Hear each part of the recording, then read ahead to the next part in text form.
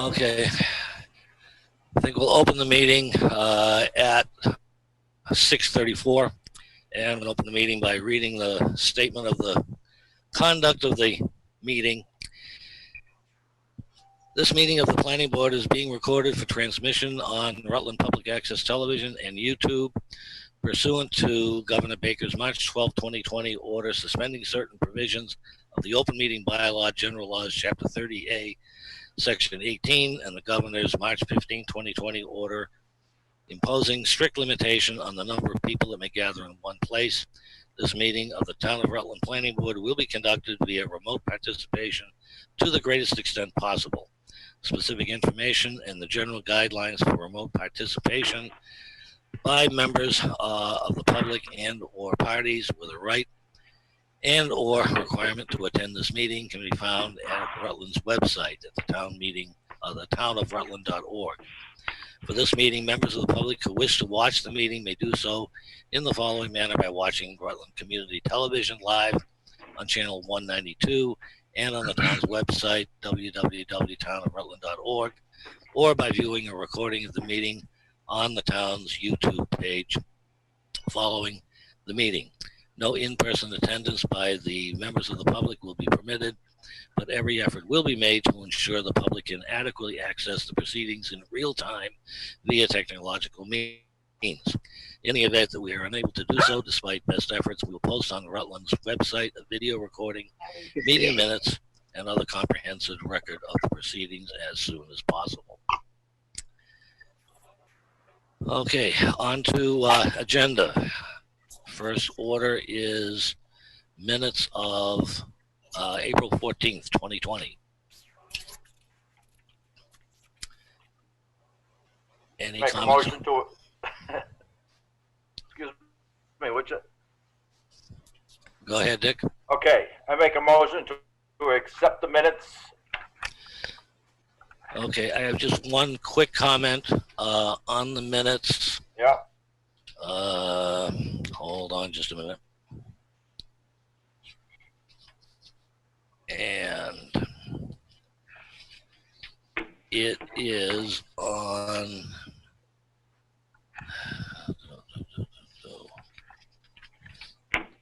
page 4 of the minutes, the last page of the minutes. Yeah. Under Brintnell Estates, the last two sentences says Dick also asked Clee about the possible change in driveway placements, but Dick's proposal wouldn't work. Clee said blah, blah, blah. That is not, It is not. on Brintnell Estates, I believe. You're correct. Okay, so that should really be, those last two sentences should be under a separate heading. Maybe just call it lots on Brintnell Drive. Oh, okay, so it's not part of the Brintnell Estates, it's something separate. Correct. I think he was going to call it Hilltop. Okay, yep, I know what you mean. I'll fix that. Okay. Okay. Anyone else? Any changes, additions, deletions? No, none at all. Oh, Okay, I have a motion to accept. Do I have a second? Second. Any further discussion? Okay, in favor, roll call. Dick Williams, aye. Tim Norwald, aye.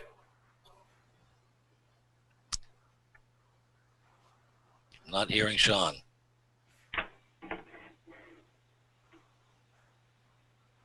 You there, Sean?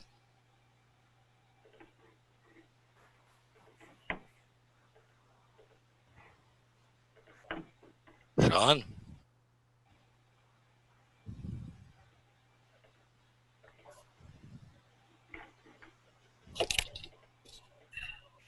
Is Sean still with us? I'm checking. Let me look at the gallery.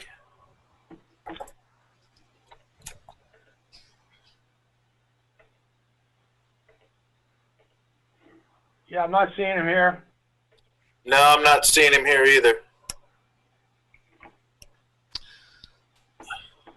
Okay, then, okay, I guess it's just the three of us at this point.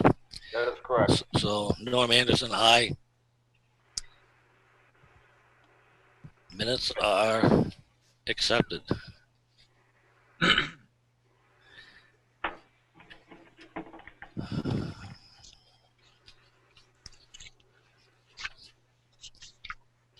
All right. Okay.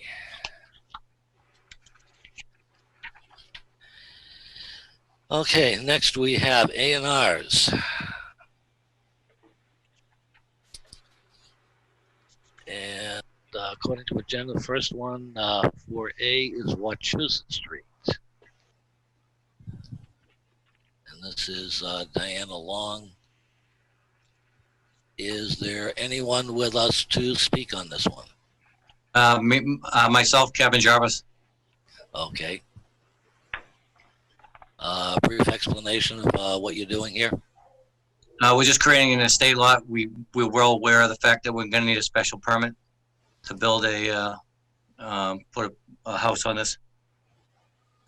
So we're just hoping to get the A&R, and then the next would be the special permit, which whenever that next meeting may occur. Okay. The only comment that I had, it seems to me last time we had a submission similar to this, and there was some at least discussion as to whether it can be labeled an estate lot until the special permit is issued.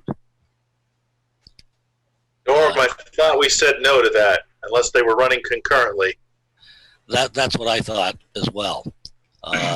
We would be reasonable. What would be the issue? The issue is that if you now file this A&R, it is calling it an estate lot, and it isn't. But you couldn't, technically you couldn't build on it until you were issued this, because then it'd be a zoning issue with the building inspector, would it not? Yes, it you know, there's no doubt that it would. So you technically couldn't get a building permit without the building inspector's approval. Right. That's not answering the question. No. It cannot be an estate lot. Well, it's labeled as an estate lot, and it's not yet. well, technically you could do any A&R. I could sell it to a neighbor as an adjoining parcel, could I not? Correct, but it would be an estate lot. It wouldn't meet zoning requirements to the frontage. And So I'm just a little confused. I mean, the zoning is, I mean, it doesn't apply until you actually, like I said, until you actually go to get a building permit. So I guess it's just a little of a gray area that I don't understand. No, it's actually a terminology error. Why didn't this this plan that I have just say lot? Why did it have to say estate lot? Well, I'm going by the purview of your town planner, who asked me to put that on there. Oh, okay. Well then, I will back up. I think Well, what we were Those are looking, his suggestions, not mine. what we were looking for before was even just simply the words proposed estate lot. Yeah, and if I could just jump in on that, I did have a discussion with the surveyor, Kevin Jarvis. Thank you for attending tonight's meeting.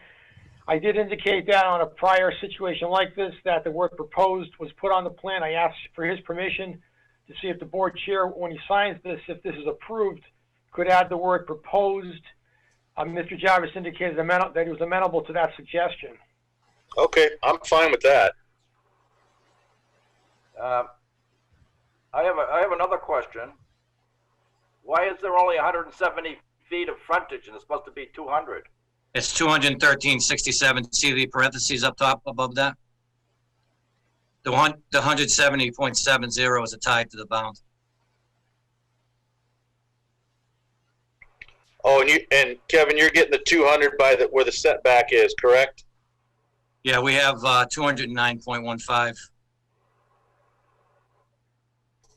So as you can see, the lot widens up quite a bit beyond that. It's well wider than that 209 feet further back.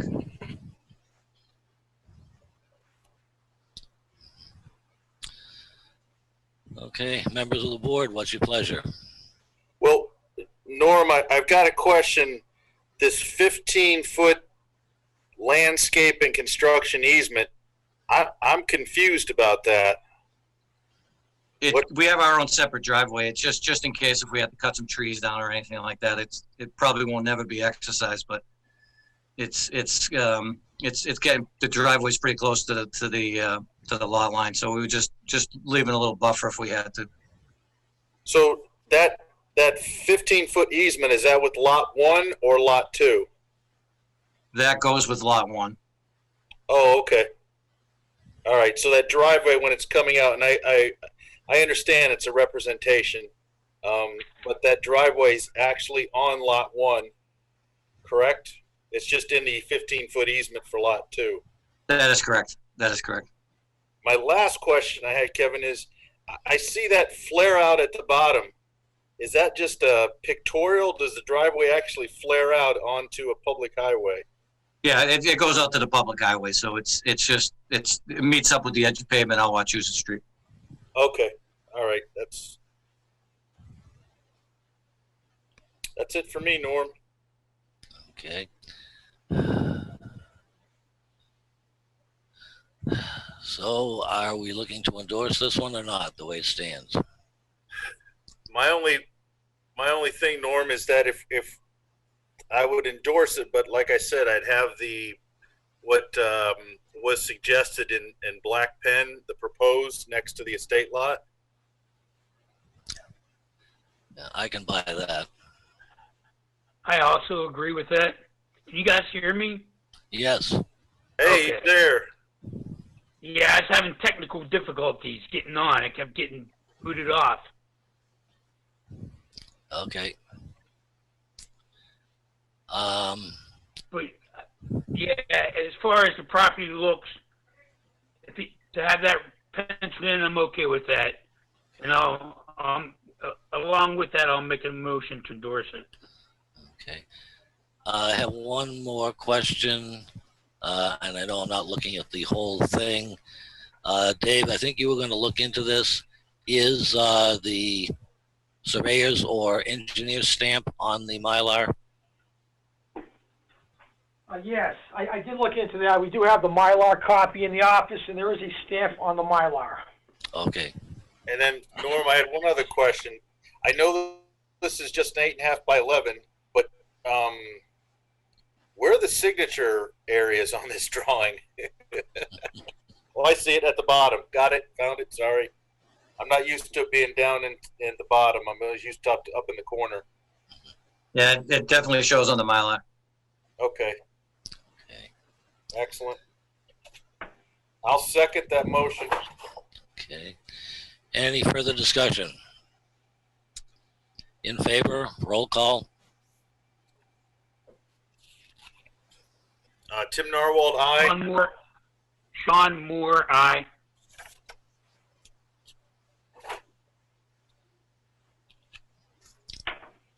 Dick, are you still there?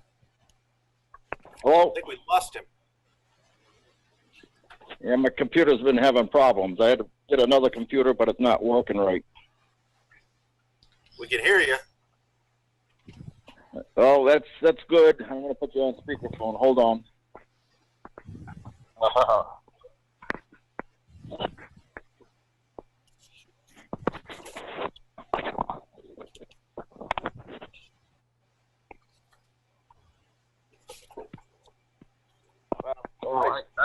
I can't.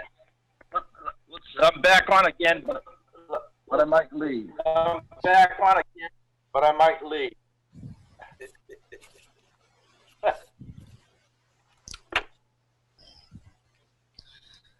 So I hung up the phone, so we won't double communicate here. Okay. So where are you? We're in the middle of a roll call vote for endorsing the plan. Your vote? May I ask one little question? That 15-foot wide landscape and construction easement is for the back and not for the house? Am I fielding that question? This is Kevin. So the answer to that is that we're just using that just in case we have to cut some trees down for the proposed driveway. Okay. And in that case, I'll go along with it. So your vote is? Dick Williams, aye. Okay. Norm Anderson, aye. Next is Hillside-Precott Street.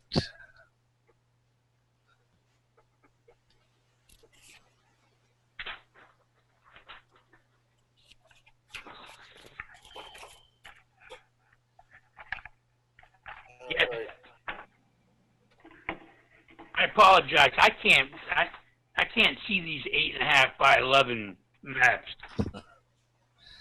Let me try to get my readers. I'll be right back.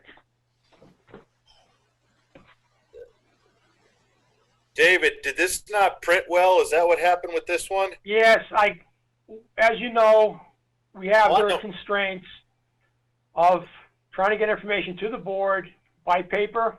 Yeah. So you have a copy, which we did try to get a better resolution, small copy.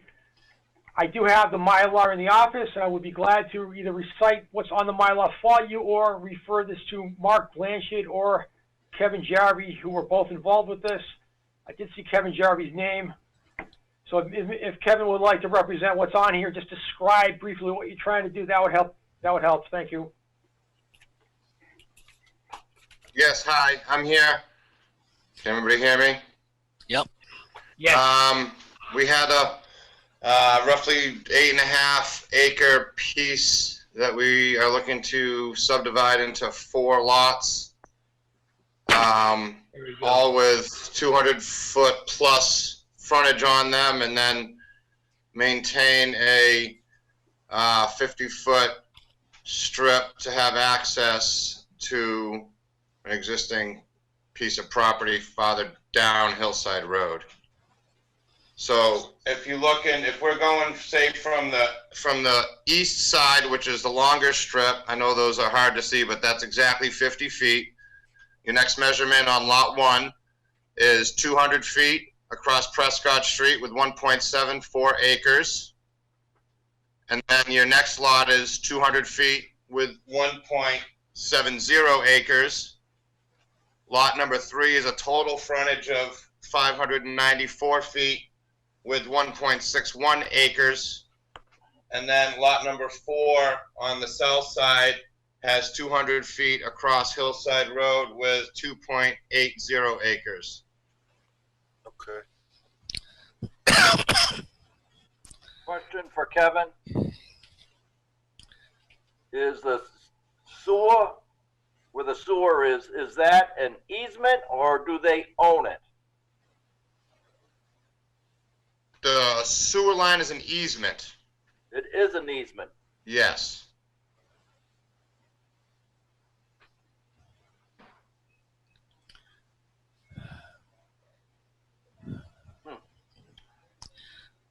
Okay. I'm sorry, Norm, go ahead. Yeah.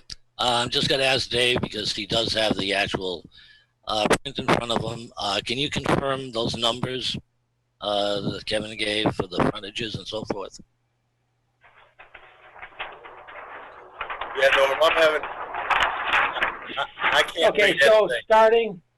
starting at the middle of the plan on the parcel, not a buildable lot.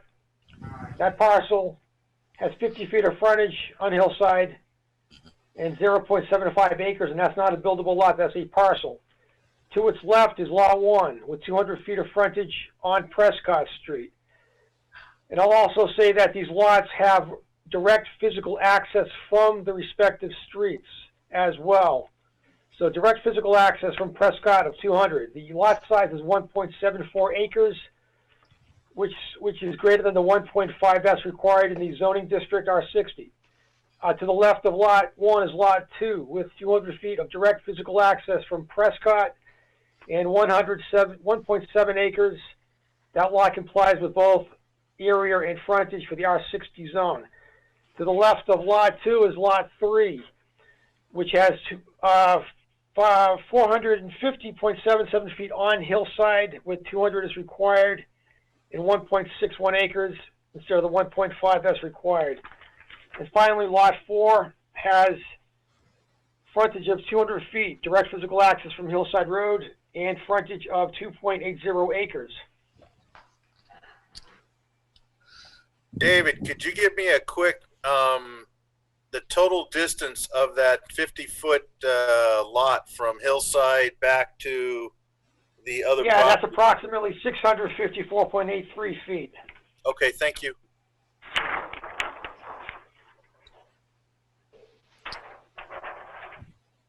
Okay. And we also have a stamp on that one if that was a question. Yeah, I was just Yeah, that was ask going to be my next one. I couldn't. It looks like there was a stamp, but it didn't come through. I can, yep. All right. Okay. And we have the Form A and the fee. The Can Form A I, is right here. Also, we have the paper copy. We do have the fees for all of these. This one was $550. Okay. The prior one was $400. Okay. Yeah, and I apologize, Dave. Do you have the check numbers for the first one and this one? Yes. I know, Tamika, that's what you're going to ask next.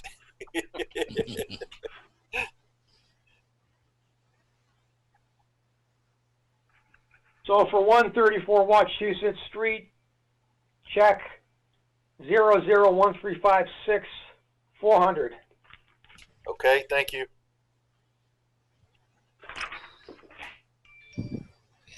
Do I have a motion?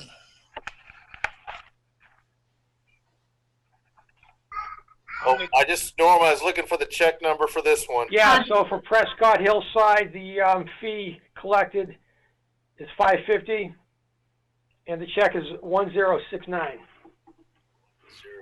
069.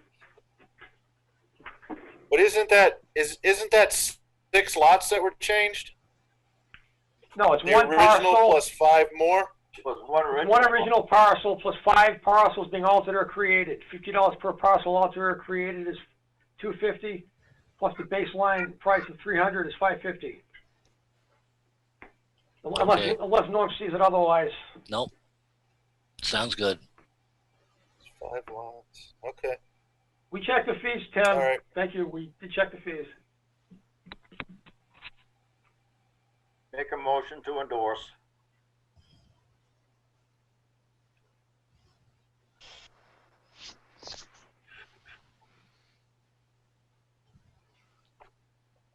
I'll second that. Is there a second to endorse that, ANR? Okay, Sean seconded. Any further discussion? In favor? Roll call. Dick Williams, aye. Sean Moore, aye. Tim Narwhal, aye. Norm Anderson, aye.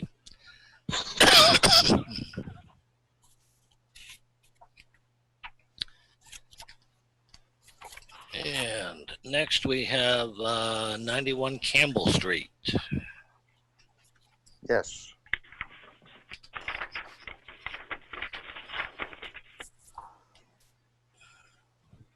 I believe the applicant is present for that one, Norm? Yes, we are. I am, and the surveyor is with me. Yeah, this is Tom Fancy here. Okay. You can just give us just a brief description of what you're doing. So Yeah. basically, it's just the division of a land into 2 parcels, into 2 lots.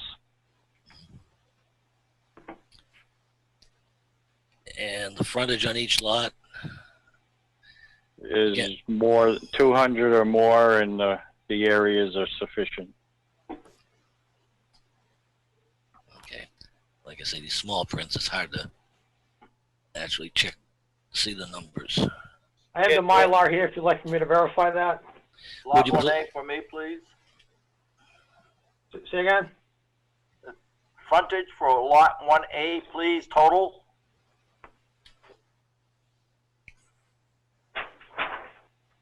Like you say, I can't read the smaller print. Lot 1A frontage is 223.45 feet total frontage, where 200 is required. Yep. Okay. I've got a question about that paved travel way that seems to. Is that in front of lot 1B? Well, that's just where the road is. It's a steep bank in there, so more than likely the right of way took the whole slope. So the stone wall is the right of way line. So Okay. But somebody, maybe I'm wrong, but doesn't the property line extend out to the road? And am I wrong? Well, it would extend to the right of way of the road, which in this case is probably the stone wall. Correct. Okay.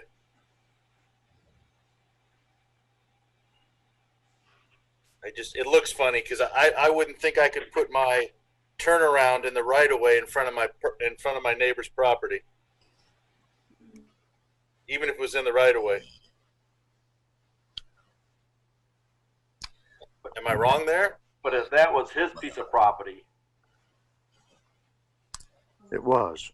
it was. Oh, it is. It's his driveway going in. It's like any other driveway going in. It's just I put a shape, I guess could say. Yeah, I put a turnaround at the bottom of the hill there, so when I can't make it up in the winter, that's where I stick my car. Okay, I'm not. That just doesn't make sense to me, but that's okay. Well, it would be unlikely, let's say, in a subdivision, but on, an old road like Campbell Street, it's, very, very likely that there's a substantial distance between the actual roadway and the right of way, and it varies. I know, but my point being is that I thought property lines extended, so you're telling me, it just doesn't make sense to me. Because it's basically saying the right of way, I could put my driveway all the way down in front of the property and it wouldn't matter. Is that right? I don't follow you. I mean, showing the driveway is additional. It's not even required for the A&R plan. No, but I'm it's saying just showing. Okay.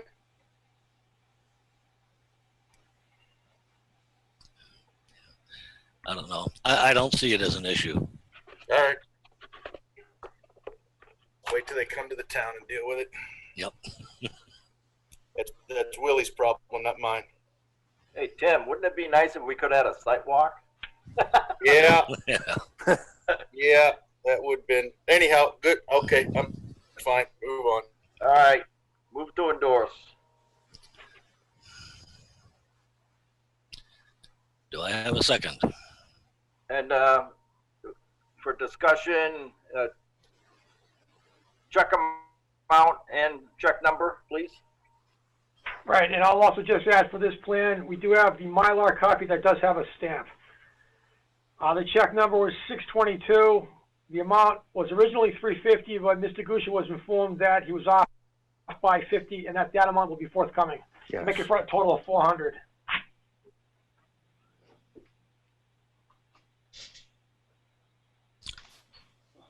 Okay. So he still owes us 50 bucks? I owe you $50. Okay. Okay. We'll put it in the mailbox outside the town hall. I guess that's how we do it. You could, yeah. Yeah. Okay. Did I hear a second?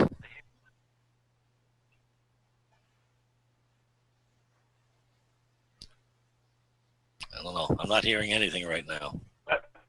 Can you hear me? Yep. Yeah, yes, I'll second it. Okay. Anything? Bad. I'm sorry. Yeah. Okay. Any further discussion? Norm, I did have one thing. I see these dotted lines on the other side. It's on the right side of lot 1A. There's a little dotted line at the bottom, and then there's a diagonal dotted line at the back of the property. What are those indicating? Those are parcel lines of deed, because the property was purchased by different tracts of, different deeds. There's 3 different deeds that make up the property. So it's just showing the different deeds that make it up. And so this little strip right here, which is... Well, that's the neighbors. Well, I'm confused. That's not my strip. Then what's the solid line? Is the solid line the property line for 1A? Yes. Well, how come their property goes into this strip right here? I'm confused on that. If that dotted line is... Jim purchased one deed to the stone wall, then he purchased another piece of land where the cursor is right now, and then later on purchased another piece in the back where the diagonal line is, that little triangle there. And and those were eliminated on the previous survey that's referenced in those references there. Yeah, I'm having trouble. Well, it just references a deed booking page and a plan booking page that create that parcel. So lot 1 is comprised of different deeds that were combined on a previous survey that's referenced there. However, the relevant thing here for the purposes of granting the ANR is that the lot has sufficient frontage along a frontage street. The access is direct from the frontage street, and it meets the minimum requirement, and the lot also meets the minimum requirement of the 1.5 acres. Well, that's my point, David. If that little strip isn't included in there, it doesn't meet the 1.5 acres. So the question is, Mr. Fancy, can you just confirm that this strip is part of Lot 1A? Correct. Yes, it is. And can you confirm that this section here is part of Lot 1A? Yes, it is. So therefore, what's the total area of the lot? 1.5 acres. Thank you. You're welcome. Is that a fire alarm? All right, you know what? That's fine. Okay. I don't see why there's dotted lines on a drawing if it's combined, but that's my question. There's a note that says previously combined right along that sideline. I don't know what the wording is because I can't read it either, but I don't. I got the plan in AutoCAD, but I don't have that up. You know, the solid lines are indicating the outline of the property, so that's showing it's all included. Correct. Okay. All right. Yeah. Yeah, and that note, what that note says is interior lot lines eliminated. Correct. Okay. And if you looked at those plan references, you would see that the history of what happened. It's just for clarification for another surveyor. They would pick up this plan, they would look at those reference plans, and they'd understand how it was all put together. All right, good enough. The last question I had, Norman, discussion is there a stamp on this and I'm missing it? Yes, on the Mylar copy, we have a stamp. Perfect, thank you.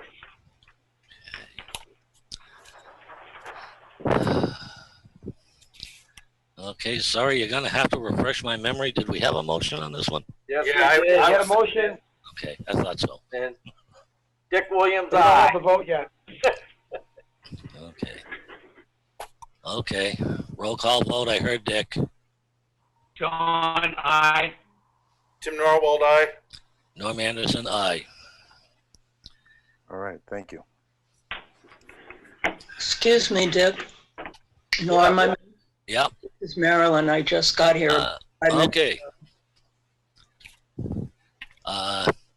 Did you hear the discussion on this ANR?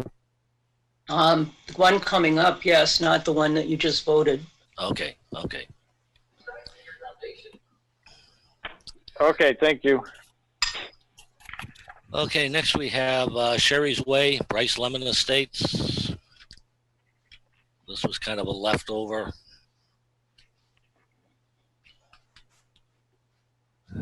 Yep, I believe the applicant is here and can speak on this matter. That's good, because I got a question. Ask away, Dick. Is this?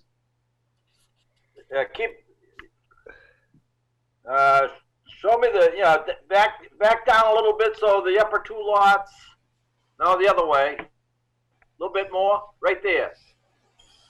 Going through those two houses, is this a sewer easement running through there, someone's property? Yes, Why isn't it in the road? because if I'm not mistaken, and I may be, that I think the Zone A, it became a problem there, so they had to move the sewer away from the Zone A so it would have a 200-foot separation. Are you going to put the houses away from that line? Yeah, I mean, I can go right up to the line, but I can, yeah. But Yeah, I mean, would- if there's I a would put them- problem, whoever comes in to fix it is, yeah, I'm just thinking, you know, I don't want to be a guy to repair it and have to come in and there's a house sitting on the corner of it. Right. No, I won't, it won't bother. The house will be back far enough. I think the front yard setback in the open space is only 20 feet, but still, I don't know, what's that, 32 do I see there? Yeah, and probably more like 40 at the apex. Yeah, so it'll be back that far anyway. Norm, another question. Mm-hmm. Yep. Does the chain also take away or add square footage to the open space?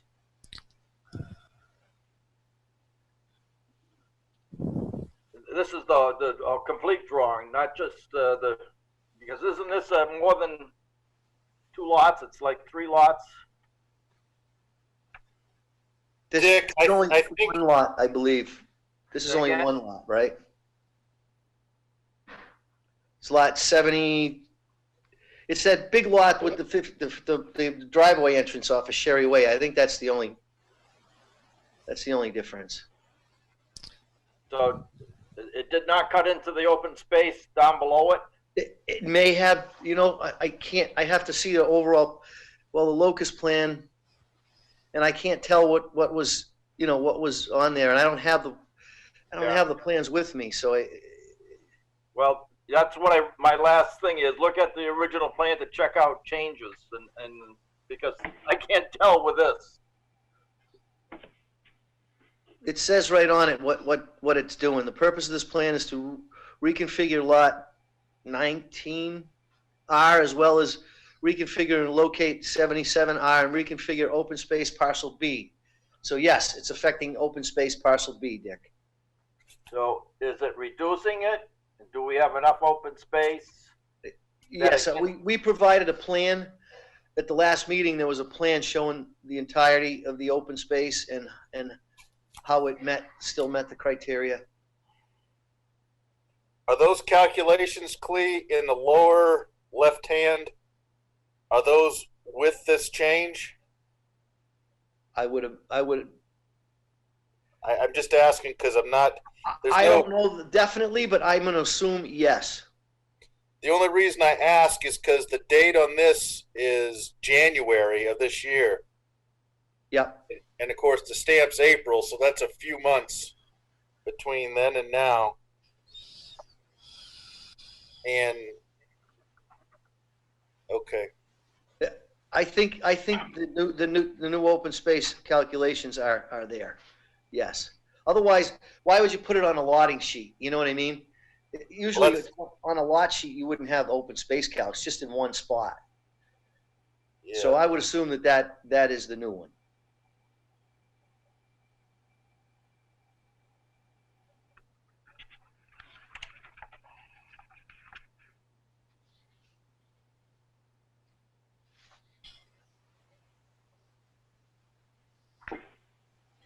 And you're going to leave that little strip there, the only access to that open space? I don't know what you're talking about. I can't see it. As I'm looking at the screen right now, you have a little small 1/8 of an inch pathway from the street all the way around to the open space. Yes, that's what that's for. There is nothing else coming off, or a better way of coming off the Well, there's other ways to enter onto it, but that's one of them. All right. Other ways, okay.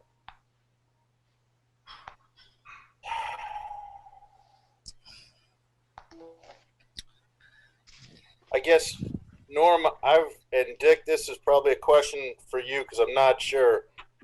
it says no more than 50% of the minimum open space area required may consist of bordering vegetated wetlands or areas with slopes greater than 15. So That's the case. yeah, but if I add up the wetlands and the open space over 15, it's more than 50%. It's 32 and there's 60.78. That's over 50%. So Open space. See, if you do that calc, open space is 60.78, and when you add up the wetlands and the over 15, that's almost 33. 33 from 60 is over 50. But So I don't think it or it says, if I can't read it, but it says there's so many acres open space minimum area required. Is it 15 acres? So 20 acres is required, Tim. Oh, I see. It's 121. Okay, Clea, I'm good. Yeah. I saw the gross parcel area, and that's what I was looking for. And Right. I thought it was 60.78, and it's 121.66. So Okay. we gave you 50% with Yeah. Yeah. There's way more open space than what we. No, I'm fine now. I was going off of the original calculation of 60 provided, but up at the top, the gross open space for the subdivision is 121 acres. Right. The whole subdivision is 121 acres. Oh, well then I'm back to my 50% comment. of that. If I can maybe help you out. I have the Mylar here. Yeah. It says no more than 50% of the minimum open space area may consist of bordering vegetated wetlands or areas with slope greater than 15%. That's this note down here. That's this language. Then after that, it says 40.15 acres, parenthesis, minimum open space area required, times 50%, equals upland under 15%, equals 20.07 acres required. And then you go through the calculation here, and it says here 27.77 acres are provided. Right. That's what I was saying, Tim. All right, so that's over the 20.07. I'm fine. I was looking for the calcs and I couldn't figure out what the calcs were. That's it. All right, I'm good. Thanks.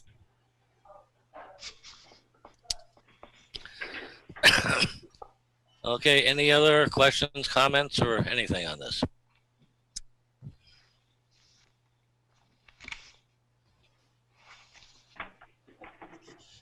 That's all that I had. So the only way to access this plea is from Woodside Ave, this parcel B? You know something, I'd have to look at the whole plan, but I doubt it, unless it stops right there. There's probably another road that it comes onto. All No, right. it stops right there. You're right. Yep, that's the only way to access it, yes. Okay. That I can see on this plan. That's a nice hiking trail, about 700 feet. Yeah, and it's probably straight up a hill too, knowing that. Yeah. All right, good enough. I just wanted to make sure that was the only access. Thanks.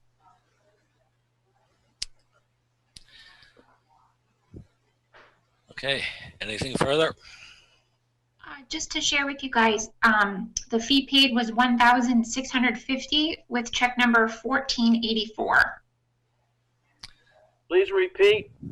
The amount of the fee was $1,650, Yep. and the check number was 1484. Thank you. You're welcome.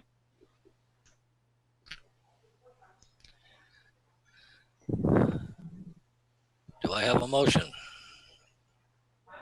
Seeing as I just clicked and the picture went off.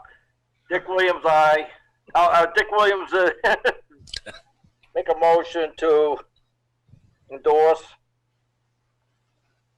Oh, good. Second. Anything further? Yeah, how do I get back on? Restart video, Dick. Yeah.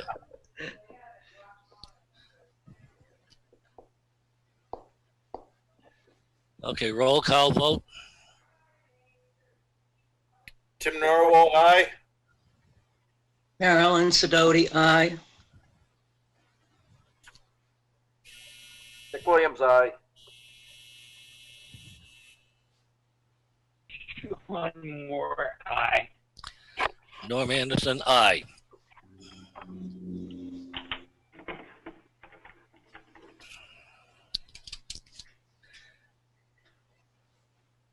Okay. Next item. How come it just says Zoom, but that's it?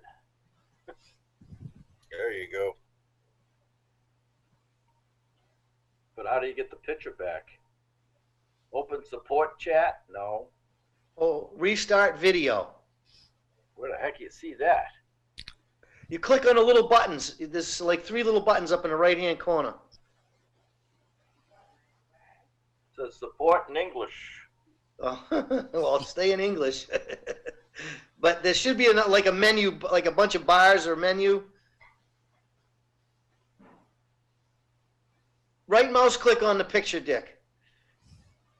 It might say it there.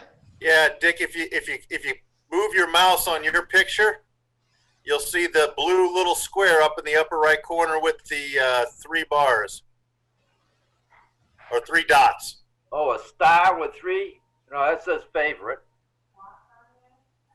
3 dots. Yep, it's up in the upper. If Yeah, you're looking at upper right. Yep. Hit the 3 dots. Yep, and it should be restart video from there. You can. Did it come up? No. Dick, you got it on because we can see you just fine. You can't see us. I can't see you. Oh, then you got to. There's something wrong with the way you're accepted. But we can see you. I can see you fine. I can hear you fine. All right. Well, as long as I don't need to see anything you've got there, let's continue, please. Okay, next is Maple Hill Estates, conservation restriction, modification, continued discussion. Did you guys get the email that I sent out, like at 6:30, to every one of you? If I could, I received the email from you. I'm not able to distribute that to the board at this point. There's insufficient time for anybody to even take a look at it. I know. I'll leave it to the board chair on how he wants to handle the matter, given that situation. Okay. If you sent it at 6:30, I have not seen it.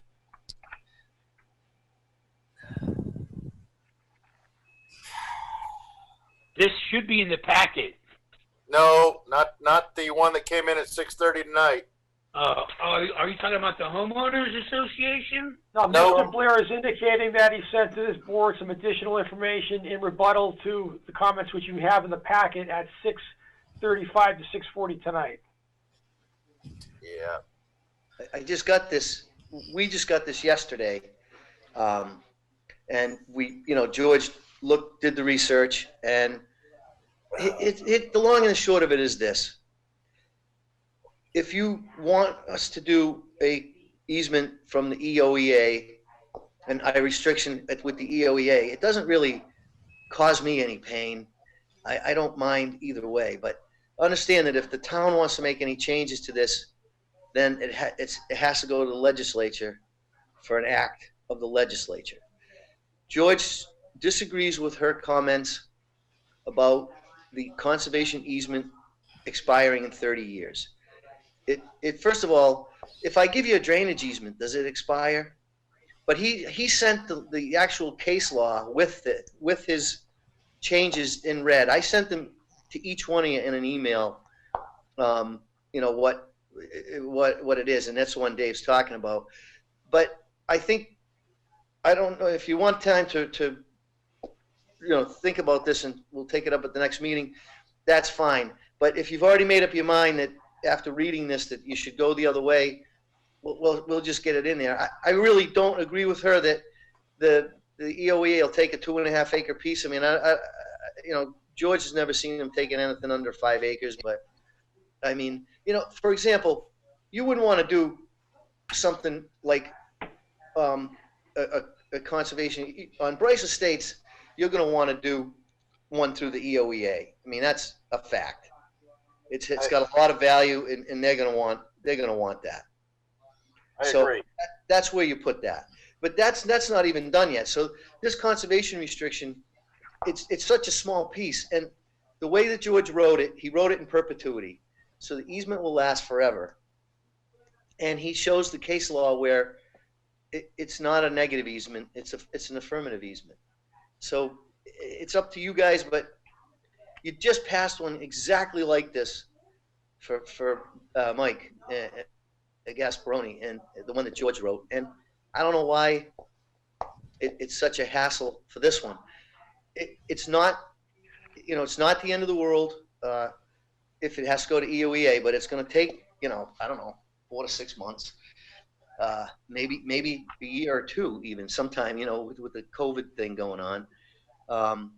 But that's just what's going to happen. I guess it's your call more than anything else. I just think that the way George wrote it, he definitely disagrees with Amy, and he's got his proof as to why. I sent it all over to you, like I said, around 6:35. If you want to take time to read it, fine. If you don't, let's just move on and do what you want to do. But I just think the more we can keep in the town, the more we can, it's better for us. But what the heck? It doesn't matter one way or the other to me. She here to give any comment, by the way? Excuse me? This woman, is she here to give any comment? You mean Amy, the attorney? Oh, okay. Never mind then. I'm sorry. Okay. Any other board members? Any thoughts, ideas? Well, to be fair to the applicant, Norm, I think, and somebody can tell me if I'm wrong, we should take his attorney's comments and send it to Amy and ask her. I don't know what to ask her. I'm trying to think of something right now. George's comments and case law, does this apply to your opinion that you wrote here? Well, there's one thing, Dave, if you could go to the last paragraph of this first page. Second page, I apologize. Keep going. Second page. Where it says keep going. Oh, it says sorry. All right, so this last paragraph here, as mentioned by the zone, read that. The zoning bylaws permit the planning board to use an alternative method. Discussed in prior agreement, while the restriction it's allowed to last more than 30 years, it's unclear whether a conservation restriction held by the town but not approved by the EEA, it's EOEA, but anyways, will in fact be permanent. George puts it out, he does prove that it will be permanent. Zoning bylaws permit the planning board to accept the restrictions, but she says, and it's cut off, I can't read it, but should the board wish to accept the shorter term restriction, I recommend the restriction be in effect for 50 to 60 years. We put it in effect for perpetuity. So the way George wrote it, it's in his changes are in red. Take a look at it. You have the ability to do it, and he put it, never mind 50 to 60 years, it's in perpetuity forever. And it doesn't make any sense anyway. If you think about it, how does an easement go away? If I give you a drainage easement, does that go away? If I give you a sewer easement, does that go away? It never goes away. Easements are forever. I see, reading the case law, I see where she's coming from, but she doesn't get to the conclusion. I highlighted it on the case law that George sent over. But that paragraph says you can do it. He did it the way that if you guys wanted to accept it, he wrote it up, and never mind 50 to 60 years, he wrote it up in perpetuity. So, like, now I haven't seen what George has submitted, but I think what's happening here is that the board can look for an alternative if they're not satisfied that the one approved by the Commonwealth is sufficient. No, it's just the opposite. They have to first determine that the one that could be approvable by the Commonwealth is not sufficient. There could be something else in place of it, but they have to evaluate what you're proposing against the more restrictive type of covenant that can be approvable by the Commonwealth. what she's saying here is if a permanent restriction is not appropriate, and I don't believe it's appropriate in this matter, but like I said, Brice Estates, it's definitely appropriate. You guys aren't going to say, leave it in town for that one, but for this one, it's not appropriate. Just like it wasn't for Gasparoni. But you have the ability to do it, and if you want to accept it that way, then read what George has to say. If you don't like it, we'll get it off to the EOEA right away. So, 6 months, 2 years from now, it'll finally get done. I don't even know that they'll take it. I don't see it having a huge benefit to the Commonwealth, but whatever. Anyone else? I just like I like to read what George has to say and try to put it into this legalese comment that she sent back to us. So you want to continue the discussion to the next meeting? Yes, that's what I'd ask for, please. Fine with me. I'll second that. Okay. Anyone else? Any comments on this conservation restriction?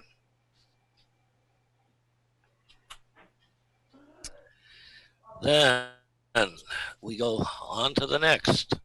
Subdivision Development Administration, Brice Lemon Estates.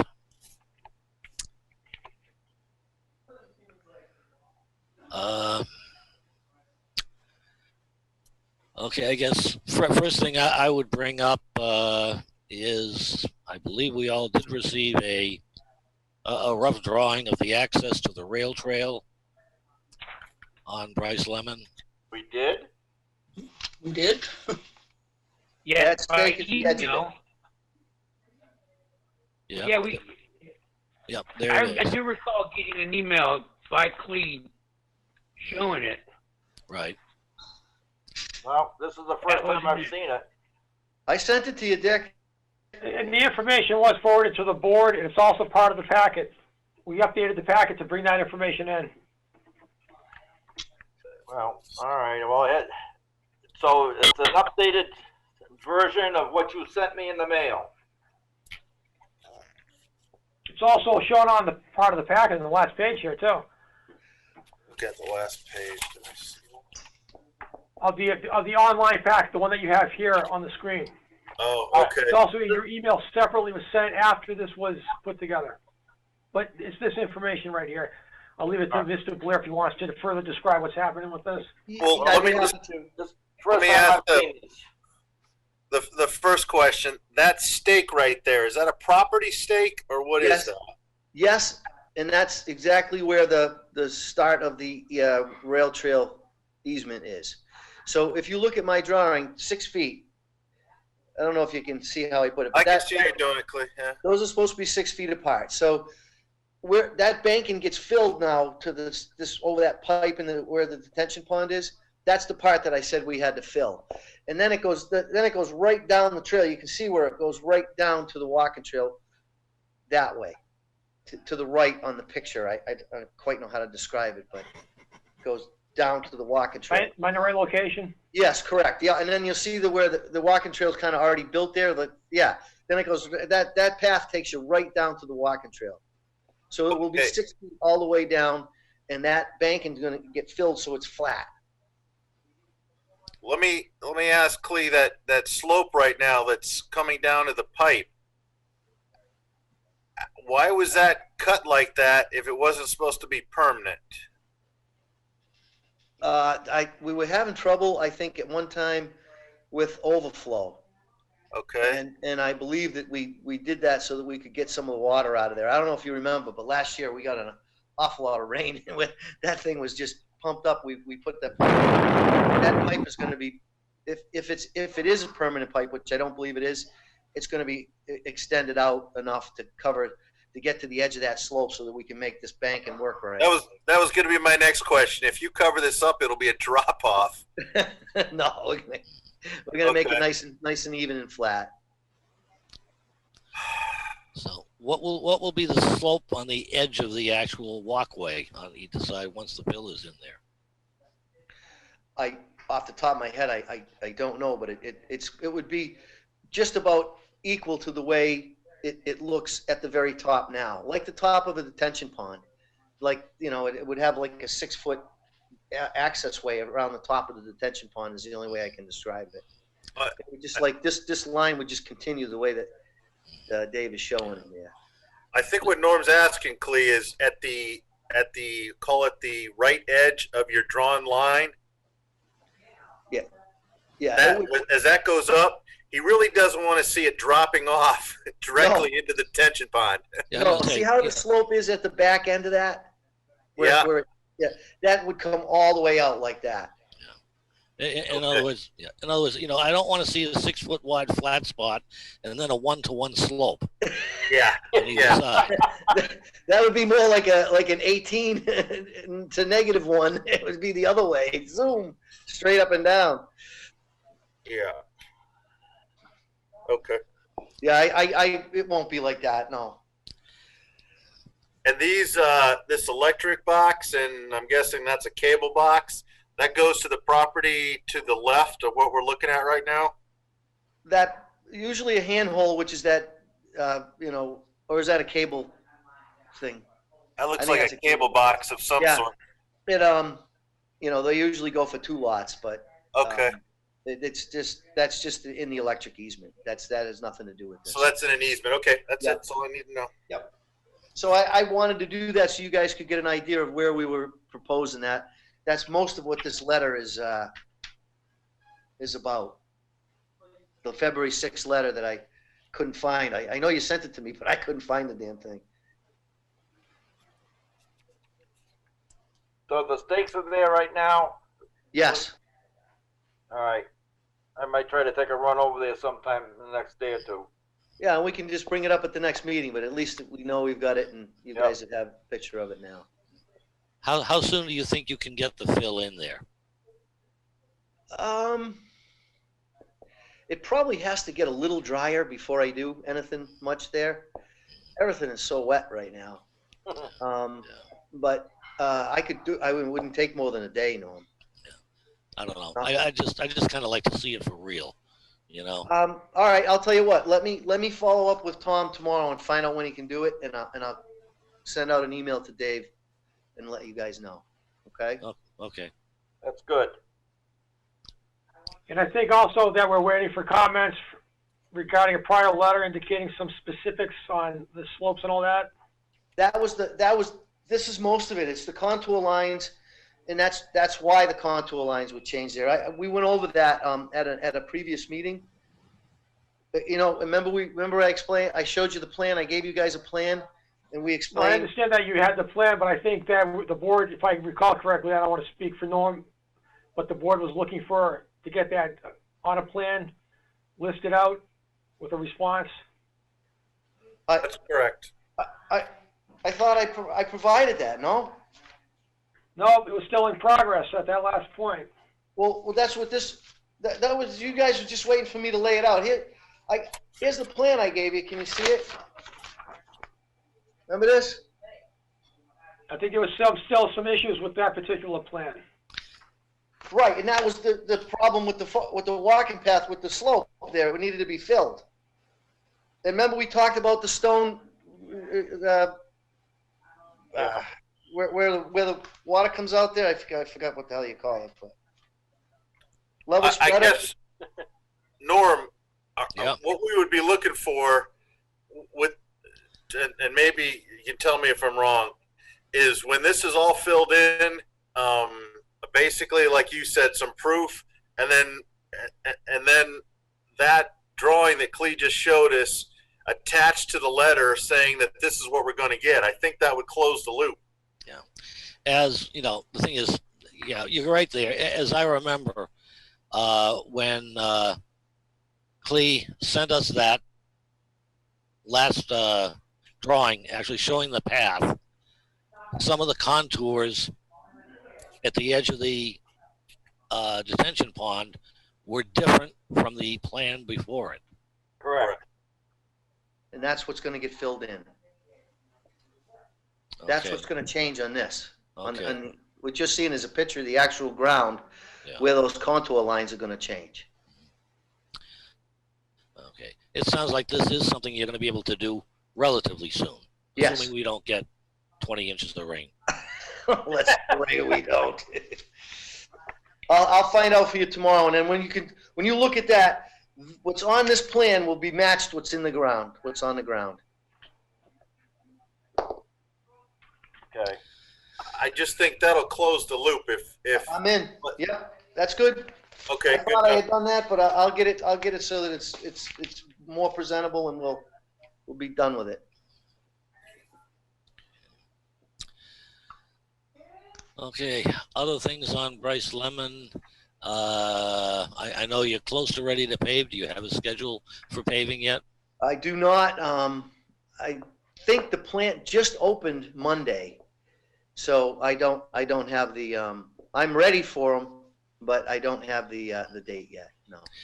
And have you worked out details with Joe Buckley regarding the berm at the entrance? No, I have not, and I will. Before I put that in, Joe will bless it. Okay. I won't put it in until he does. Okay, anybody else?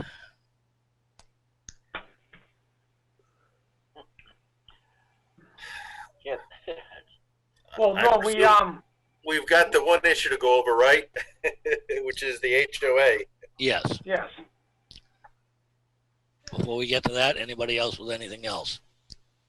Did we get any Carl Christensen reports in or anything like that, Norm? Because I didn't see it in the packet. How about Carl Holmgren? Kyle Christensen, you're going back a little Sorry, bit, buddy. You're right, Holmgren.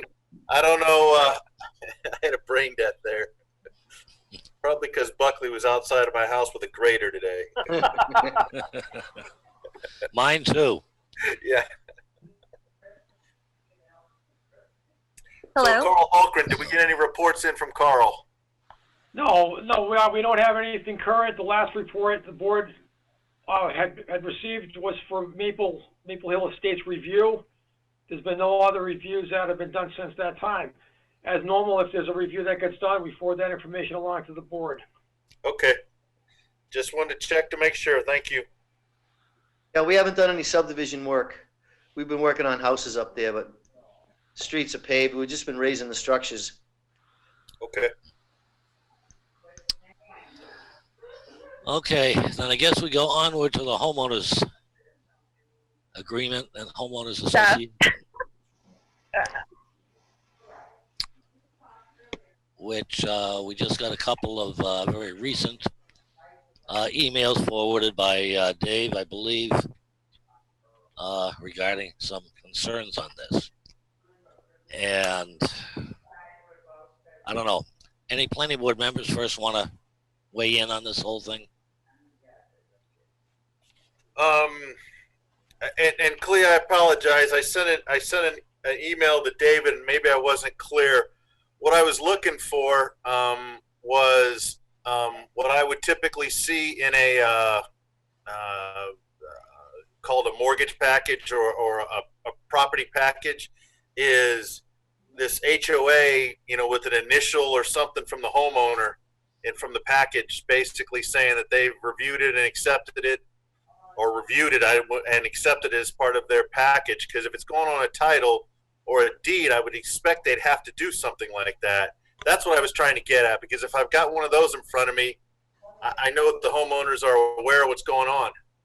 Well, I sent those. There's one of those that goes on record before anything gets recorded. I have to sign a certificate that says there's no fees due on the homeowners association.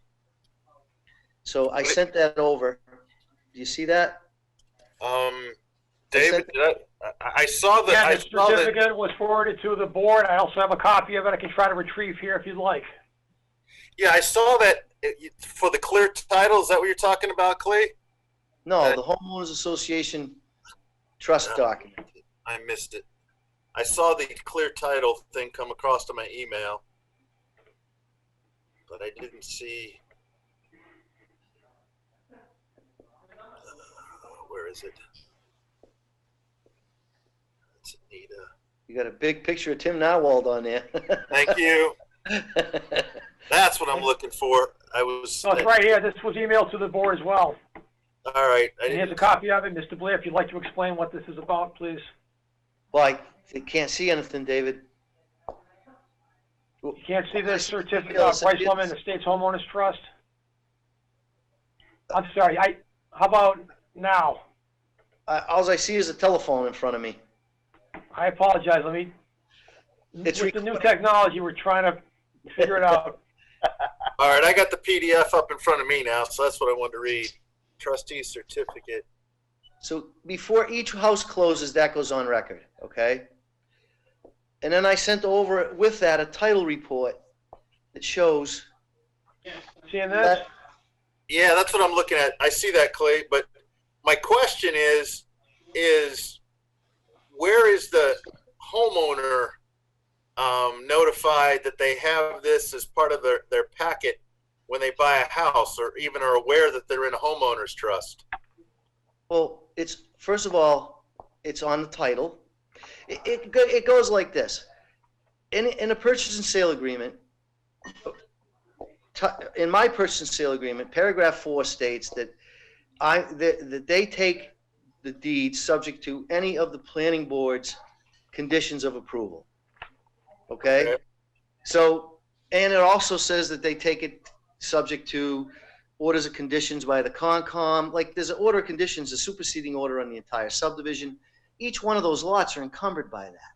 Okay, Clee, you have done contract law a lot of my life in engineering. You got that. That's the coverage, and then it's up to the buyer's attorney to review those and bring it to attention of the buyer of the property. Who do you think asked for the Brice Lemon Estates Homeowners Trust? The certificate regarding expenses and assessments. The buyer's attorneys. These are on record.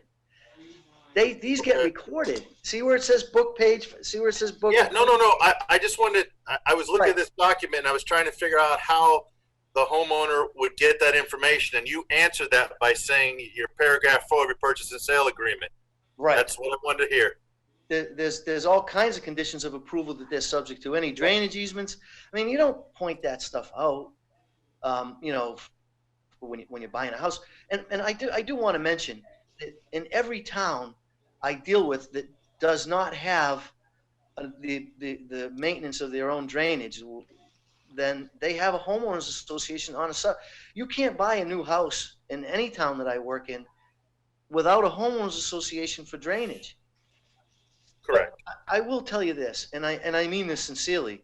I have never seen one town ever in the last 20, 15, 18 years, however long they've been doing them, I've never seen a town enforce them. Never. So, you know, like the town of Holden would say to the people, you know, I talked to them today, you know, we'd like to see you mow the detention ponds or hire a landscaping company to mow the detention ponds. I mean, the most it costs the homeowners in a year is $60 to $70, $50 a year, not a month, a year for the maintenance of those things. I mean, think about it. The town is responsible to clean the catch basins.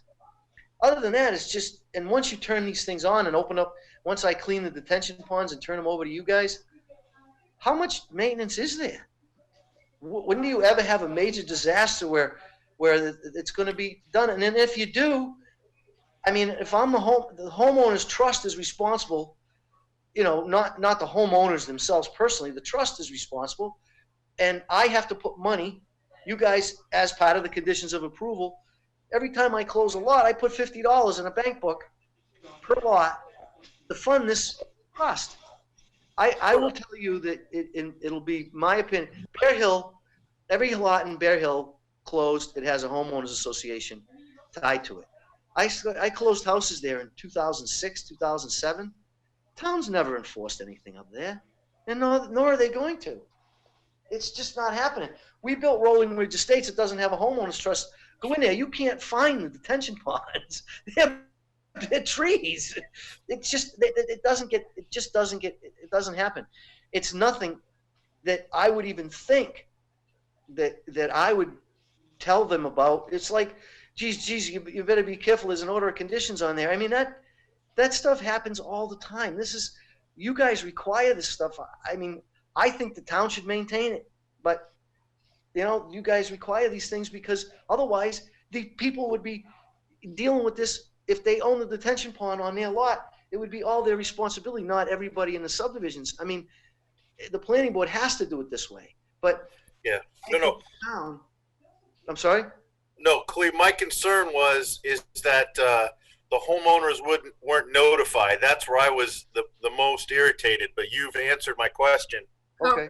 Correct. Just because it happens all the time, I'm sorry, just because it happens all the time does not mean that it is assumed that we've notified of anything that has to do with I hate to break in, but association. if we could just get people's names and addresses for the record, that would be appreciated. Thank you. This is Ivana then of 6 Sedona Circle. Okay. It is not to be assumed that we were notified or that we were aware of any homeowners association just because, quote unquote, it happens all the time, Cleve. I am aware that you have closed houses in many towns and for many years, but it is not to be assumed that any new purchase and sales agreement and any new homeowners that have dealt with you needs to know or be aware of anything that you are aware of unless it's specifically written on the purchase and sales agreement. Mr. Chairman, can I answer that? Yeah, go ahead. Okay, so it's in your purchase and sale agreement that you're required to take the deed based upon any encumbrances that show up on your title, and that in one of those encumbrances are planning board conditions of approval. In the conditions of approval, it's required that we put, you know, a homeowners association on for the maintenance of drainage. But Ms. Dunn, have you read the homeowners association? Do you know what it says? I have, and I know that many of the items listed there have not been met by the builders either. But that's because we haven't turned it over. That doesn't even take effect till it gets turned over to the town, number one. Number two, we're not anywhere close to being finished. We're not, you know, anywhere close. So they're not going to be even close to being done yet. No, I'm aware that you're not close. I can see it. So they wouldn't be close. And it's not up to me to tell you about those things. I can't, there's 80 different conditions of approval probably on this subdivision. I'm not going to read through all of those. That's, if anything, your attorneys will make you aware of these, but the attorneys know about these things, and it's done all the time. It's not anything that was done behind anyone's back. These have been in place for 15 years or more. The questions were asked. The questions were asked at the time of closing. We actually got answers pertaining the homeowners association. Oh, good. And we were told that there wasn't any. We have emails saying that there wasn't any homeowners association. So again, we have gotten many different opinions on this. You assumed that we knew. You said that we knew. We didn't know. We were not told. But again, sure. You need to talk to your attorney, miss. I honestly, it's on your title. I will do that. I just think the process, and my name is Jessica Marinelli from 64A Charnock Hill Road. I just think the process of notifying consumers who are purchasing these homes is subpar, to say the least. To throw something in a purchase and sale that we all know, nobody reads these word for word. We have attorneys that are supposed to review that we are assuming are acting in our best interest. I'm pretty sure that everybody in this development's spoken to their attorneys who have said they had no knowledge of an HOA too and have that documentation to prove it.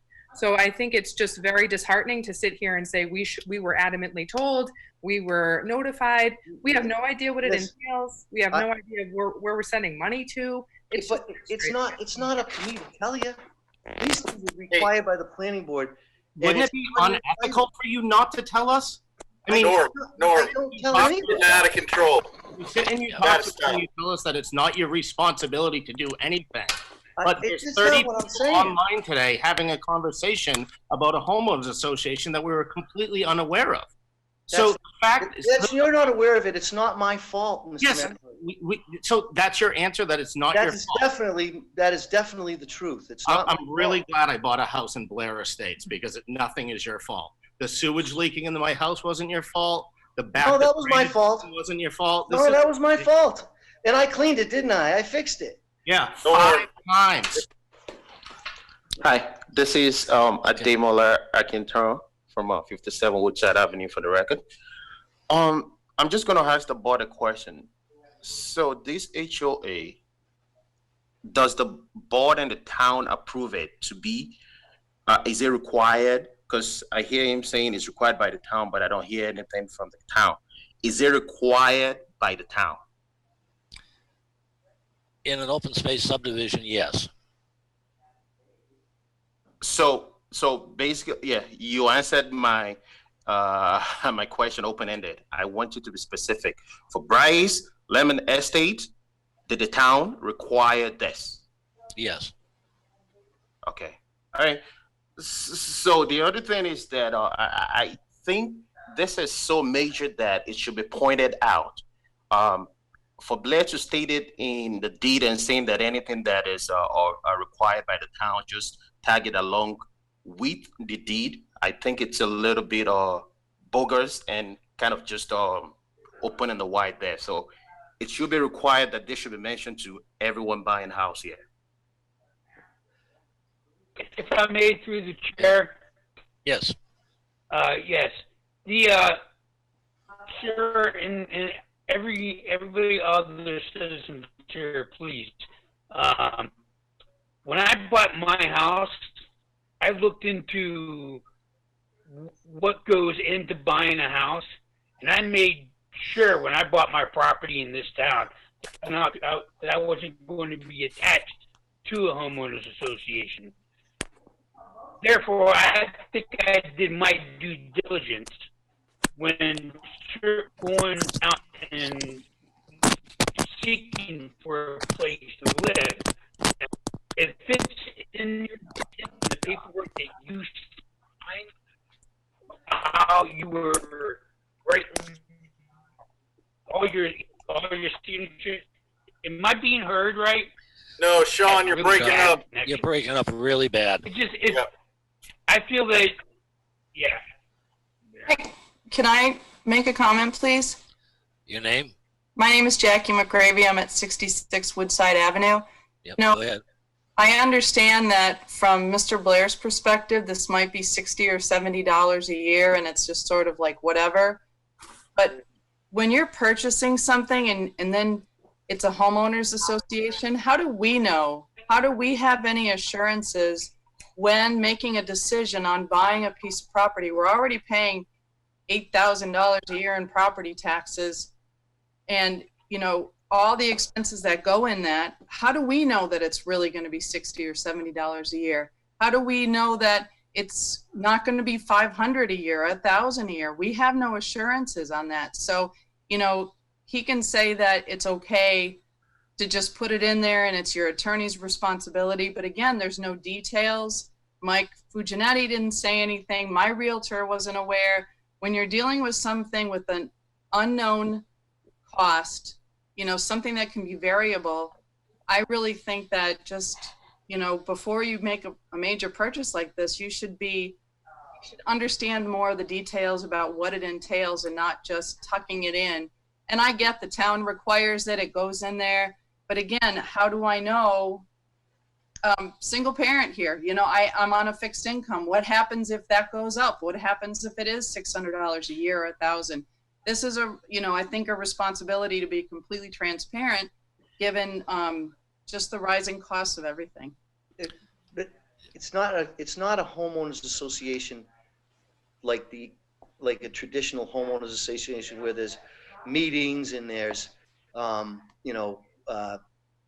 dues that are paid every month, or there's no fees that are due on this. And it only is if the town chooses to charge you. That's it. That's it. Not any other reason. And the way I read it anyway, and that's the way that they set it up. Okay, well, to the planning board, the town chooses to charge us for a lot of things, and it's a great town to live in, and I appreciate it, but I'm saying that maybe a little bit more detail would be more consumer friendly. I think on whomever's part it is, it's their responsibility. I think whether it's the builder or the, you know, the seller, the town, I think. Buyer. Well. Can I speak? Is it my, can I speak? Okay, your name, please. My name is Maria Rambakis, and I'm from 69 Woodside Ave. Now, when we receive this homeowners trust that we're looking at, I want you to be well aware that no owner has an initial on this paper. It is only Clee's signature and his lawyer, not our lawyer, not our initials. We don't even have any form of, not even a, you know, there's no signature. And I'm sorry, Sean Moore, I get what you were saying about how the buyer should be a little bit more proactive, but I can guarantee that with 30 people that have already moved in, and I'm guessing 30 of us, and that's all different lawyers, all different people coming from different places, and the fact that all these lawyers have not disclosed this kind of information, I find it very intriguing that we missed this.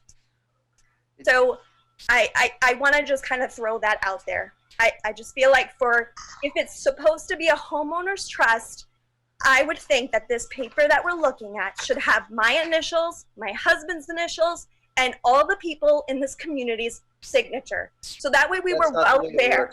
Miss, I forgot who this was, Miss, but I'm the trustee of the trust, so I'm the one who takes the paper. That's the way it works. Until so what happens? Someone else takes it over, then they can sign.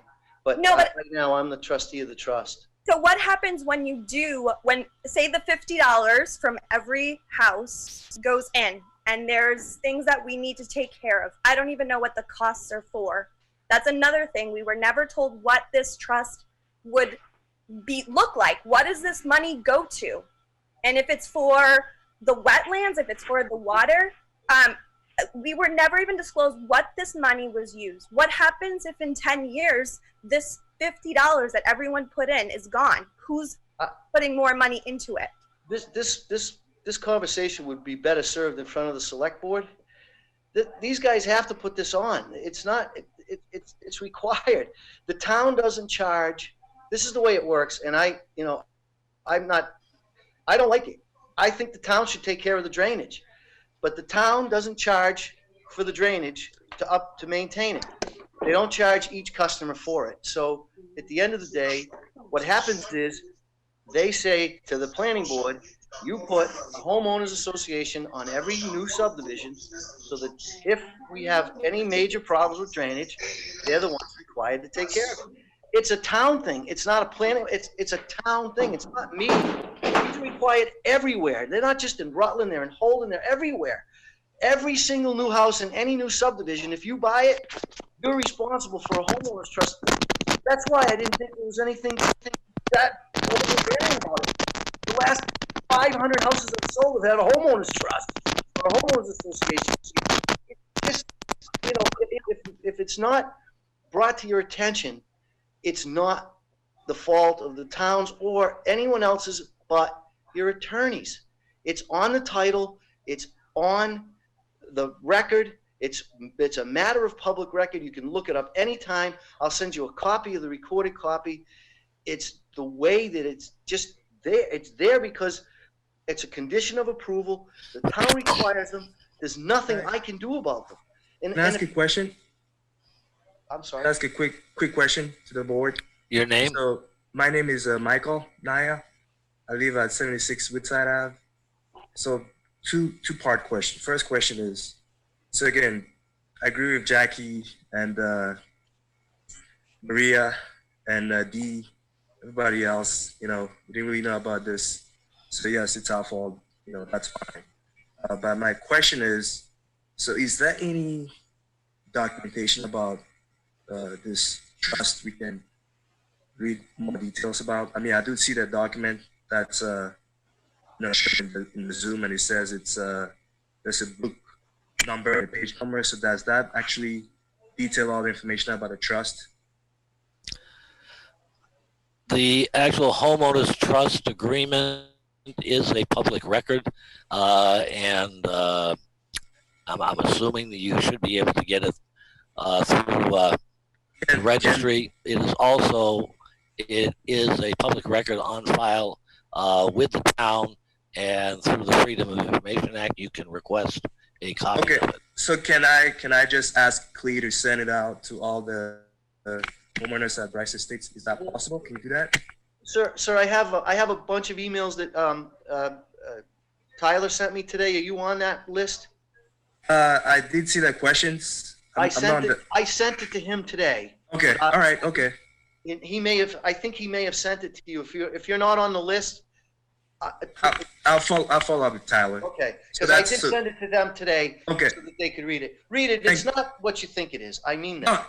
No, that's cool. Thanks. So quick. I'm gonna be quick. Second question is, so again, with all the other homeowners, my concern is, so let's say you turn it over to either us or the town. Let's say you turn it over to us. So we are responsible for maintaining the road, maintaining the sewer and the pond and so on. Right? The HOA, right? No. That's why you need to read it. It's only for drainage. And the town. So sewer. So like what happened to Rick's house a couple of weeks ago with the sewer backup. That is. Once I turn the roads over to the town, that's the town's responsibility. So what about any liability issues? Is the HOA responsible for any liability issues? What liability do you have on drainage? I don't know. I'm not a lawyer, so I don't know, but I would say okay. No. Okay. Again, I don't know. I haven't read the document. I read the document, okay. Thanks. Read it, and after you read it, sir, then we'll take a look at it. We'll talk about it. And can I ask a question for the board? General question. Can we have a follow-up discussion about this? Because I feel like there's still a lot of folks who have a lot more questions. Is it possible? That we certainly will be putting it on a future agenda. I'm not going to absolutely guarantee you it will be our next meeting, but it probably will be. Thank you. Okay. Appreciate it. We're not. I'm sure we're not done with this yet. All right. Thanks. No. I'm all done. Yeah, you're absolutely right. I got some questions. But from my perspective, the purchase and sale. Clee, could you send the board just a copy for our reference of your standard purchase and sale agreement? So just for my edification. Yeah, but that's like kind of an internal document that we created. So I don't want to go into I don't want to go in anywhere else. But I'll be happy to send it as long as you keep it. I just don't want other people using it. That's all. My thought process is, let me think. Before that request goes through, let me think about this for a second. I know where you're going with this. I do, trust me. And not only that, Norm, I'd like to have a discussion too, because with open space, I thought there was only 5 things that could happen with the property. But you said this thing came through the select board? No, I said they need to go to the select board, make the town, they're the town's roads, it's the town's drainage. Why do they make the homeowners have to take care of them? Exactly. To me, where the heck did that come from? Because that was not in our open space subdivision, Reg. No. Oh, yeah, it is. It's right. It's a zoning bylaw, Dick. Yeah. Mr. Chairman, I never make them responsible. I think. Dave, send that part of it to me. I've got the I don't remember that. Dave has it. I'll send it. But I saw an email go out today that Dave wrote that showed where it was. But I'll do it. Brianna, what homeowners references in section 35C of the zoning bylaw. Thank you.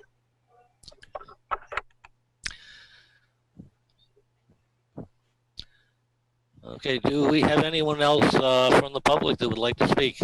I would, Mr. Chairman, if I'm allowed the opportunity. Yes, your name? Brianna Borgosistino, 62 Woodside Ave. Hearing lots of comments about how it's beholden upon the home buyer to make themselves aware.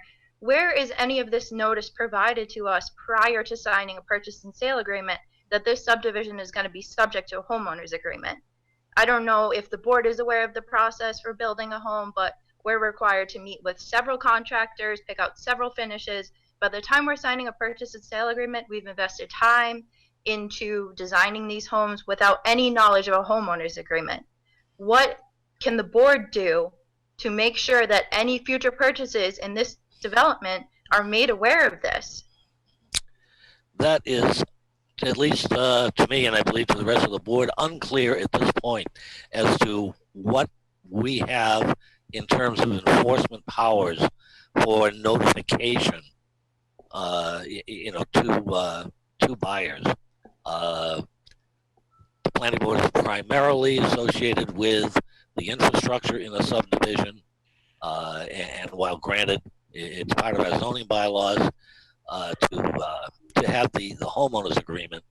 But as far as enforcement of notification to individual buyers, we're going to ask our own town legal counsel about that. But I've kind of got a hunch that there just isn't. Norm, and this is my opinion, the only thing that could be the homeowner would know about is what type of subdivision is open space or a standard subdivision. Mm-hmm. And we've got subdivision regulations that indicate that there has to be a homeowners agreement that's open to the public for review. Mm-hmm. I don't know what again, we can ask our attorney, but that off the top of my head is the only thing that would be subject to a homeowner being able to see what type of house they're buying in that subdivision. But wouldn't it be beholden upon the builder to make their purchasers aware of these requirements? They're making representations about, what the houses are going to have and all these things. I mean, the subjects of owning a home in this division are a material part of choosing to build a home here. Without full knowledge, how can anybody make a full and, research decision about living here? That is something that certainly we would have our own individual opinions about, but one of the things we have to take a look at is, does it fall under our responsibilities and powers as planning board members? May I say something to the residents down there? Yes, you guys go all ahead. Listening? May I say something, Norm? Yeah, go ahead. So let me ask you a question. Let's say that the town, DPW, sent the homeowners association for Brice Estates a bill to repair, that they had to repair something. Would you pay it? I know what I tell them. They're your streets, you pay it.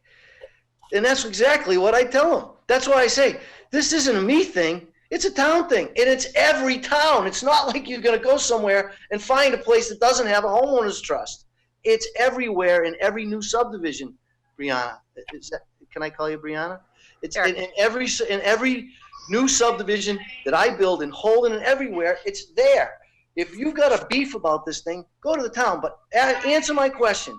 If the town sent you a bill to the homeowners association of Brice Estates to fix a piece of drainage, would you pay it? All right, this is Ademola Akintan from 57 Woodside Avenue. Yes, I would. I wouldn't pay it, but with what you wouldn't, right? I know you. Let me finish my statement? Can I finish my statement, please? I'm sorry. So what I'm saying is, but I am legally bind. It is legally binding that I have to pay with this HOA. No, it isn't.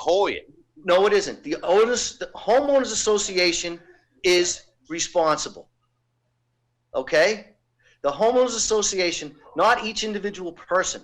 Yeah, you're a member of it, but I'm just asking you that and answer that question for me. If the town, it's the town road, you go to the select board in 5 seconds and you'd say, hey, this is your road, you fix it, I'm not going to fix it. And that's all that thing is there for.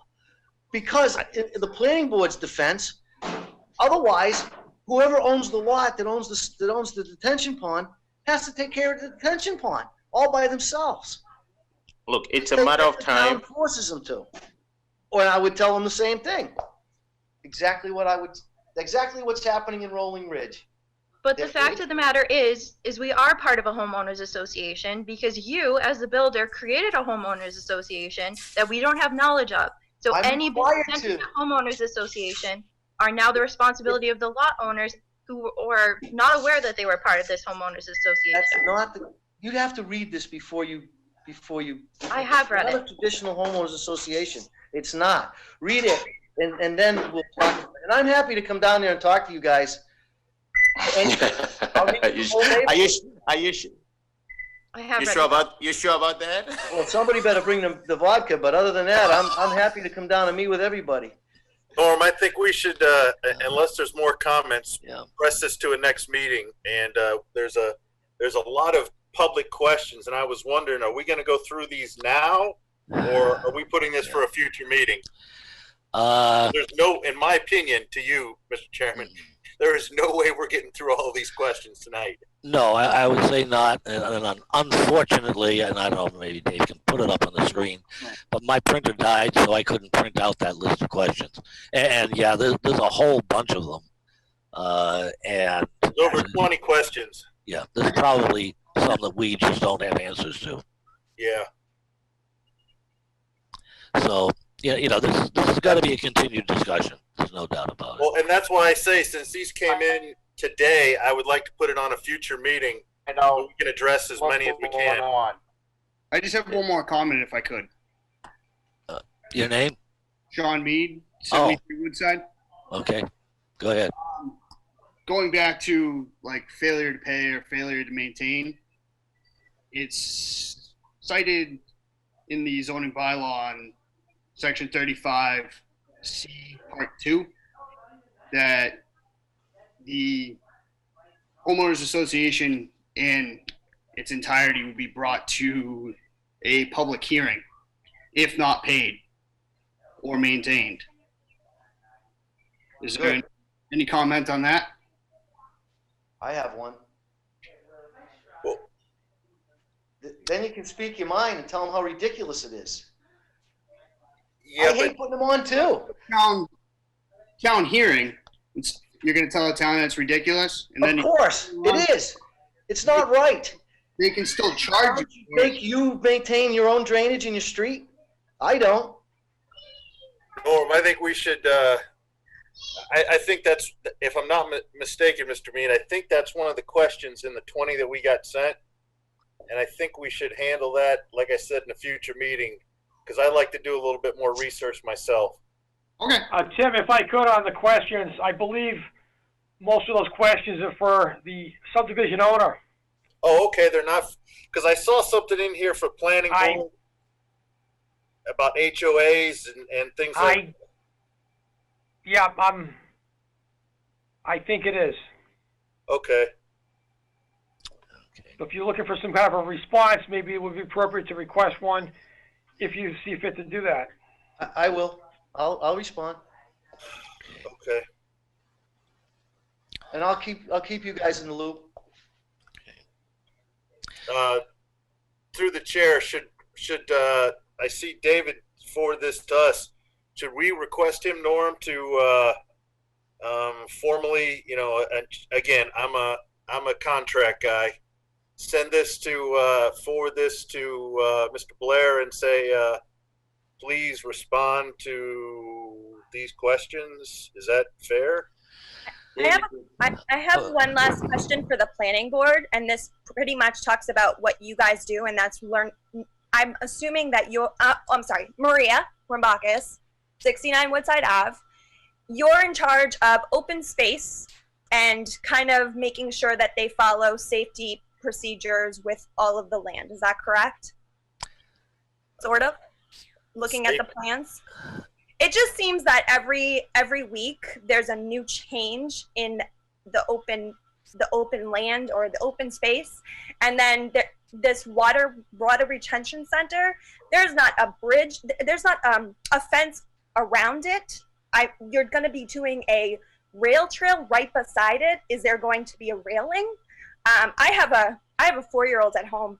Safety is my biggest concern. I'm just wondering what the plans look like on that picture you showed earlier of a rail trail right next to the retention center. Now, if I'm a home association person and the rail trail is free access and someone falls into that retention, who's in charge? Who is liable? What does that look like legally for us? There is all those questions, and that I think is not just for CLE, but it's for you guys to be aware that we're also concerned legally on how, what happens if people fell in? Who's in charge of that? I don't want to be a part of a lawsuit that some kid fell in the water. Good question. Can I say? I also purchased a house that had open space, and I wasn't even a part of a decision that you obviously took away my open space. But again, I feel like you keep changing things. It's really hard to keep track of all the changes. If I could just speak up here. First of all, I didn't catch your first name, miss, but I'm not going to record that ANR. I didn't realize that triangle behind your house was open space when my engineer made that. It doesn't affect the overall open space in the subdivision, but it does affect what happened behind your house, and I apologize for that. I didn't realize that until my lawyer pointed it out to me today after your lawyer called him. Thank you. So I won't record that at this point. I'm gonna see if I can fix that. You guys aren't aware of it. I'll send you an email and Norm and make you aware of what happened there. But Please, is that something we've already? Sorry for interrupting. You've already approved it and you prudently approved it. There's no reason why you shouldn't have, except I didn't realize that it was a piece of open space behind their home, and it took it away. So I have to fix it. It's a problem I didn't know about. Okay. I didn't know about until today. And then as far as the detention ponds, they're not designed to hold water for more than what, a few hours, Norm? Is that the detention pond? No, they're designed to drain it back out. You can dig them out. Yeah, I mean, once that's the grade, and once that thing is to design, built to design, it only holds water for like maybe 2 hours or 3 hours, and then they're meant to filter. Oh, you're correct, Clay. They're Drown meant in to 1 filter out minute the or water. a second. Excuse me, this is Jackie McGravy. 2 hours last summer, that thing was full and it had wildlife living in it. No, it's not. All it is right now is it's not a detention pond, Jackie. It's just a sediment pond that's holding a lot of the runoff from the hill there that we're building on. So right now it's just working as an erosion control measure. It's not even working as a drainage. It just happened to be in the same place. But once we build it and it's designed and the water goes in it, I'm literally talking, maybe not even. It's just what happens is that it's designed in order to hold the water just long enough so it doesn't run off the property any faster than it did prior to us building the subdivision and creating all that impervious. So it doesn't. I would say maybe an hour or two. But you're right. Somebody can drown in that amount of time, and I'm not denying that. But at the end of the day, there's normally not water in detention ponds as a rule. I just feel that. Norm Anderson. Oops, excuse me. Norm Anderson. Norm. Yeah. Norm, my computer's cutting out. Yeah, it sure sounds like it.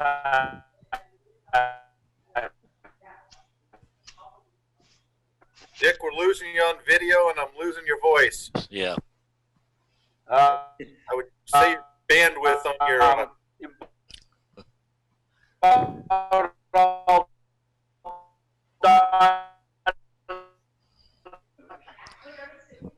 Can't make hiding here. No sense of what you're trying to say.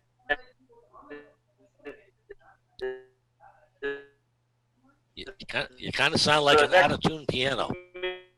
Meeting gonna be jump off and get live. back on again.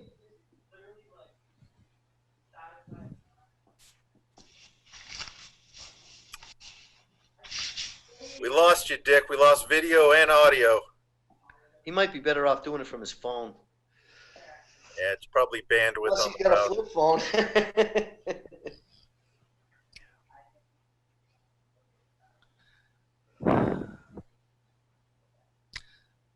Do we have any more public, Norm, or because I really want to push this to the next meeting where we can discuss these issues and get some feedback from Mr. Blair?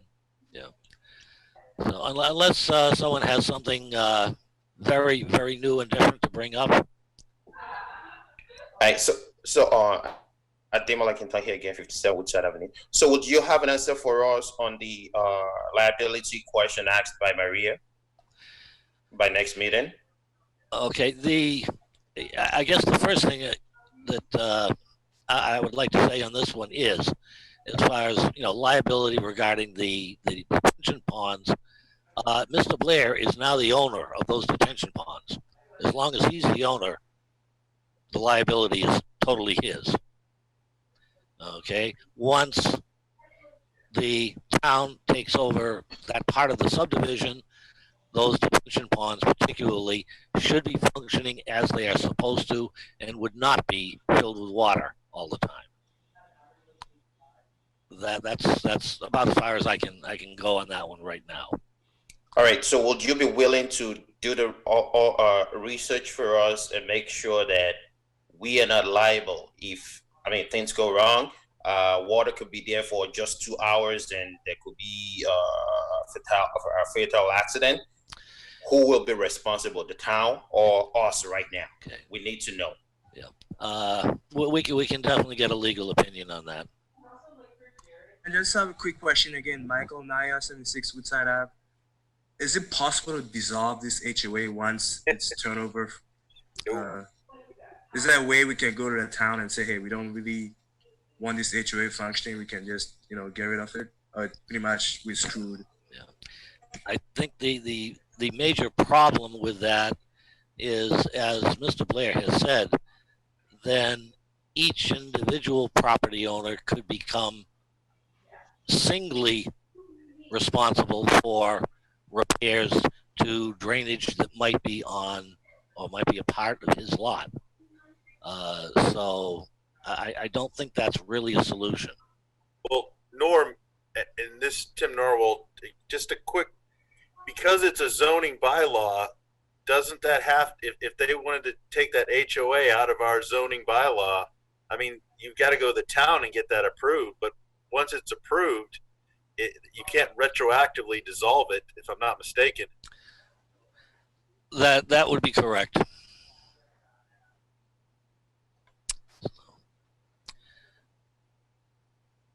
Okay, anyone else with anything different?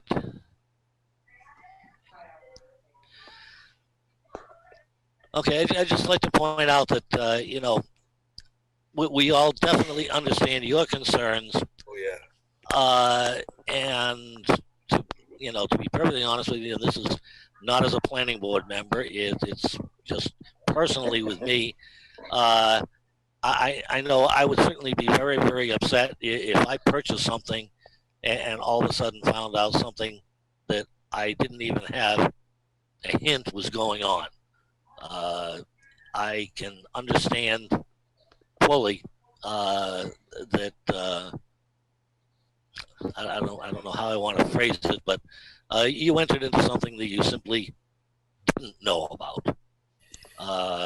and I've got a hunch. I may be wrong. I've got a hunch. It's perfectly legal. That doesn't necessarily mean it's right. So, we're gonna look at every side of this thing that we can, and right now that's about as much as I can promise you. Norm, the only other thing I wanted to add for the homeowners is something I don't think has been said. Is this HOA? When we were doing the process of the subdivision, this HOA was reviewed by town council to make sure it complied with our zoning bylaw. So I just wanted to give the homeowners that this is not just a made-up HOA. This was reviewed by our town council to make sure it complied with our zoning bylaw. So that it's more of information for you to let you know that we did run this by our town council before it was approved. That's it. Okay, do we have any other further comment? This is Marilyn. I would like to see this meeting can adjourn, this part of the meeting adjourn until the next official meeting. And I would like to ask everybody who's concerned to get a copy of the HMO, and we can find out exactly what we're dealing with. You know, things such as the concern for liability in a lot of different areas. And I think that once we all look at the paperwork, number one, we can have a clear discussion of it. Number two, I suspect that we'll find out that it doesn't really cover a lot of things like liability, and we can see exactly what it covers, and I think we might all be pleasantly surprised.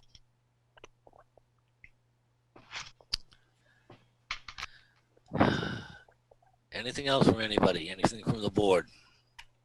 Nope. Then I will accept the motion. All right, well, first of all, is there any other business to come before the board?